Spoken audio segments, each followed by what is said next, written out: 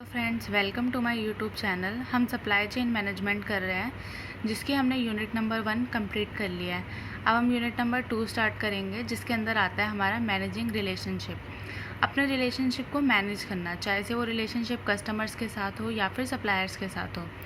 तो इसके अंदर फर्स्ट आता है हमारा कस्टमर रिलेशनशिप मैनेजमेंट। अब कस्टमर रिलेशनशिप मैनेजमेंट का मतलब क्या है? इसके अंदर फोकस करता है कस्टमर की रिक्वायरमेंट को, मतलब कस्टमर की जितनी भी ज़रूरतें हैं उनको देखता है। उसके बाद कंपनी डिलीवर करती है वो प्रोडक्ट और सर्विसेज जो कि कस्टमर्स की सेटिस्फैक्शन को फुलफ़िल कर सकें। फिर सेकंड पॉइंट हमारा आता है, it also refer to automated transactions and communication application. However this can cause problem for some firms. इससे कि कुछ फर्म्स में कुछ प्रॉब्लम्स भी हो जाती हैं। जो CRM होता है वो हमारा इंक्लूड करता है कस्टमर्स को, मतलब जो कंपनी है वो कस्टमर्स को सीरियसली लेती है, उनकी बिहेवियर को समझती है, उसके बाद उनकी रिक्वायरमेंट को पूरा करती है। इससे कि बिल्डिंग इसके अंदर हमारा एक रिलेशनशिप भी बहुत अच्छा बन जाता है कस्टमर और फर्म के बीच में। उसके बाद अगर हम इसकी डेफिनेशन की बात करें तो वो आती है, CRM define building and maintaining profitable long term customer relation. इसका मतलब है कि कस्टमर रिलेशनशिप के अंदर क्या होता है कि कंपनी के साथ कस्टमर्स का एक बहुत ही अच्छा रिलेशनशिप बन जाता है और वो एक लंबे टाइम तक मेंटेन करके रखती है फर्म, जिससे कि वो अपने कस्टमर्स को ऐसी सर्विसेज प्रोवाइड करवाती है जो उनकी नीड्स को फुलफ़िल कर पाए।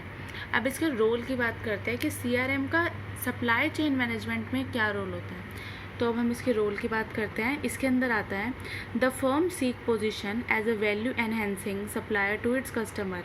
जो फर्म है वो यूज़ करती है CRM को जिससे कि वो एनहेंस कर सके सप्लायर और कस्टमर्स के रिलेशनशिप को। इसके अंदर फर्म क्रिएट करती है ऐसे मेथड्स जिससे वो ढूंढ सके कि कस्टमर्स के साथ रिलेशनशिप हमें कैसे अच्छे रखने हैं, अपने सप्लायर्स के साथ हमें कैसे अच्छे रिलेशनशिप रखने हैं, और उसके बाद वो मेथड्स को ढूंढती है जिसके अंदर अपने गुड कस्टमर के साथ और गुड सप्लायर्स के साथ अच्छे रिलेशनशिप बन पाए।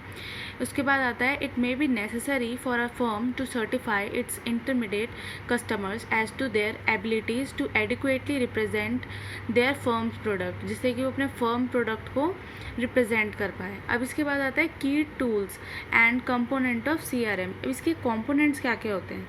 First one is segmenting customer, मतलब हम अपने कस्टमर्स की अलग अलग सेगमेंट बना दें या फिर उनकी ग्रुपिंग कर दें जिससे हमें पता चल जाए कि इस कस्टमर की ये नीड है एंड इस टाइप के कस्टमर्स को इस की ज़रूरत पड़ती है। Grouping customer to create specialized communication about product. Second आता है टारगेट, मतलब हम एक ऐसी मार्केट को टारगेट करें, मतलब एक स्पेसिफिकली किसी एक ग्रुप के ऊपर टारगेट करें।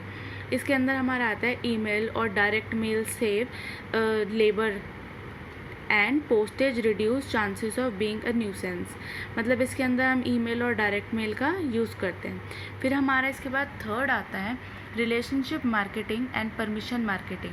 रिलेशनशिप मार्केटिंग क्या होता है? इसके अंदर आता है customer select the type and time of communication, मतलब कस्टमर खुद सेलेक्ट करता है कि उसको कौन से टाइप का या किस टाइमिंग पर उसे कम्युनिकेशन करनी है सॉफ्टवेयर में। एंड कस्टमर पार्टिसिपेशन, इसके अंदर कस्टमर का बिग रोल होता है क्योंकि कस्टमर खुद इसके अंदर पार्टिसिपेट करता है। फिर फोर्थ आता है हमारा क्रॉस सेलिंग। क्रॉस सेलिंग का मतलब होता है additional product are sold as the result in the initial purchase. हम मतलब जो भी प्रोडक्ट सोल्ड कर रहे थे उसके साथ साथ हम और अपने एडिशनल प्रोडक्ट को मार्केट के अंदर लेकर आएंगे। फिर फिफ्थ आता है हमारा प्रिडिक्टिंग कस्टमर बिहेवियर, मतलब हमने कस्टमर्स के बिहेवियर को प्रिडिक्ट करना, उनके बारे में सोचना, उनके बारे में फॉरकास्ट करना, फिर उनका बिहेवियर देखना कि उनको ये जो हम प्रोडक्ट बना रहे हैं वो उससे सेटिस्फाई होंगे या नहीं होंगे, कस्टमर परचेज़ करेंगे इस प्रोडक्ट को या नहीं करेंगे। सिक्स्थ आता है पर्सनलाइजिंग कस्टमर कम्युनिकेशन, कस्टमर के साथ मतलब एक अच्छे फ्रेंडली इन्वायरमेंट में बातें करना, पर्सनल रिलेशनशिप अच्छे करना। अंडरस्टैंडिंग कस्टमर बिहेवियर, कस्टमर के बिहेवियर को समझना, उसके बाद उन्हें प्रेफरेंस देना, फर्म को कस्टमाइज़ करना कम्युनिकेशन में।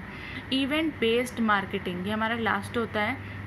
इसके अंदर फर्म ऑफ़र करती है राइट प्रोडक्ट सर्विसेज को to customer at the right time, मतलब हम सही टाइप के प्रोडक्ट को बिल्कुल सही टाइम पर मार्केट में लेकर आते हैं। उसके बाद हमारा आता है automated sale force tool.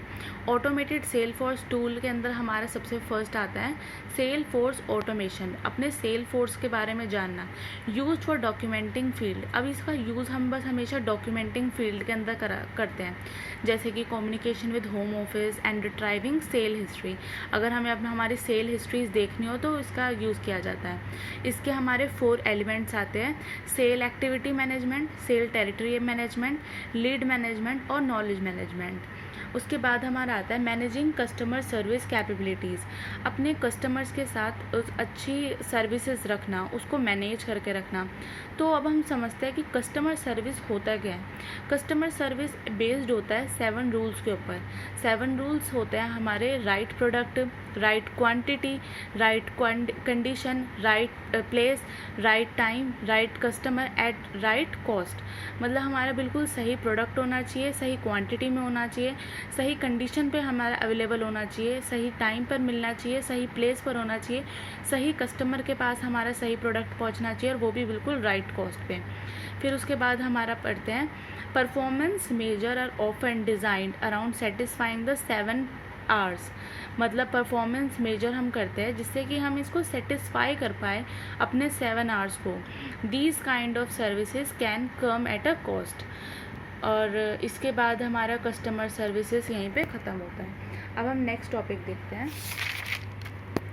Customer service element. Customer service element क्या होता है, मतलब कस्टमर सर्विस के अंदर कौन कौन से एलिमेंट इंक्लूड करते हैं।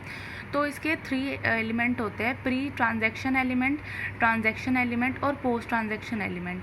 प्री ट्रांजैक्शन जैसे इसके नाम से ही पता चल रहा है कि ये पहले, मतलब हमें ट्रांजैक्शन करने से पहले जो भी एलिमेंट आते हैं इसके अंदर ट्रांजैक्शन एलिमेंट, मतलब जो हमने सोचा है कि ये एलिमेंट का हम ट्रांजैक्शन करेंगे। और थर्ड होता है हमारा पोस्ट, मतलब आफ्टर। अब प्री के अंदर हम पढ़ते हैं precede the sale, customer service policy, the mission statement, organization structure और सिस्टम फ्लेक्सिबिलिटी। मतलब हम अभी तक हमने सेल करी नहीं है बट हम सेल करने के बारे में सोच रहे हैं, तो मतलब ये बिफोर के बारे में बताता है। ट्रांजैक्शन एलिमेंट किसके बारे में बताता है, occurs during the sale and include the order lead time and order processing capabilities and the distribution system accuracy. इसके अंदर हमारा आता है, मतलब हम जब सेल कर रहे हैं ना, ये उस टाइम की बात होती है। और लास्ट हमारा होता है पोस्ट ट्रांजैक्शन। इसके अंदर आफ्टर सेल की बात करते हैं, वारंटी पीरियड की बात करते हैं, हमें वारंटी मिलेगी, हम उसका रिपेयर करेंगे उस प्रोडक्ट का या नहीं करेंगे, complaint resolution, product return, operating informations. अब ये हमारे 3 एलिमेंट हो गए सर्विस, कस्टमर सर्विस के। अब उसके बाद हमारा आता है designing and implementing a successful CRM programme. मतलब डिज़ाइन करना या फिर उसको इम्प्लीमेंट करना एक बहुत ही सक्सेसफुल अच्छे CRM प्रोग्राम के अंदर। तो इसके अंदर सबसे पहले हम क्या करते हैं, क्रिएट करते हैं एक CRM प्लान। सबसे पहले हम अपना प्लान को क्रिएट करते हैं कि मतलब हम किस टाइप के प्लान को यूज़ करेंगे जिससे कि हमारे कस्टमर्स के रिक्वायरमेंट को फुलफ़िल हो पाए। ये हमारा बेस्ड होता है कस्टमर के बिहेवियर के ऊपर। सेकंड आता है प्रोग्राम यूज़र फ्रॉम आउटसाइड। मतलब जो हमने पहले प्रोग्राम किया था, मतलब पहले जो हमारा प्रोडक्ट मार्केट में आया था उसको देखकर हम अपने न्यू प्रोडक्ट की डेवलपमेंट करते हैं। थर्ड आता है select the right application and provider. हम सेलेक्ट करते हैं बिल्कुल राइट एप्लीकेशंस को, मतलब जो हमें चाहिए, जो जिन कस्टमर्स को उसकी नीड है उनका ही चूज़ करना। Integrate existing CRM application. अगर कोई हमारी पहले से ही CRM एप्लीकेशन या कोई पहले से ही हमारा प्रोडक्ट अगर मार्केट के अंदर है तो उसको ठीक तरीके से देखना, उसको इंटीग्रेट करना टाइम पीरियड के बाद। Establish performance measure. अपनी परफॉर्मेंस को थोड़े थोड़े टाइम पीरियड के बाद मेजर करना कि वो उसकी परफॉर्मेंस हमारी पुराने प्रोडक्ट की कैसे चल रही है as compare to new one. फिर उसके बाद 6th आता है हमारा providing CRM training for all user. पहले तो प्रोवाइड करते हैं हम जो हमारे एग्जिस्टिंग होते हैं, उसके बाद हम जो भी न्यू हमारे आ रहे होते हैं यूज़र्स, तो उनको भी सर्विस प्रोवाइड करते हैं। तो यहाँ तक हमारा था कस्टमर रिलेशनशिप किसी सप्लाई चेन मैनेजमेंट में क्या होता है। तो इस वीडियो को हम यहीं तक ख़त्म करते हैं। और अगर आपको मेरी वीडियो पसंद आई हो तो प्लीज़ लाइक का बटन दबाएं और सब्सक्राइब करें मेरे चैनल को। Thank you.